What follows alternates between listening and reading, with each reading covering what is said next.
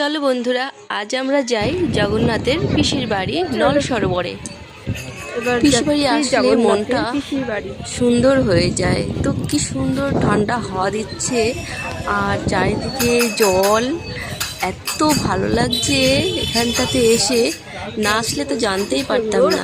আর আমি আমার ভিডিওর মাধ্যমে তোমাদের সঙ্গেও সেটা শেয়ার করে দিচ্ছি, দেখতে থাকো।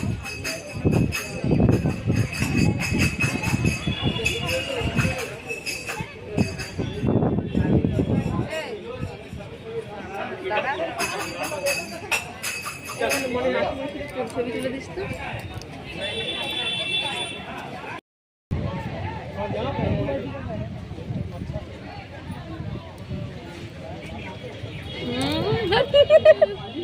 তোলা হয়ে গেছে।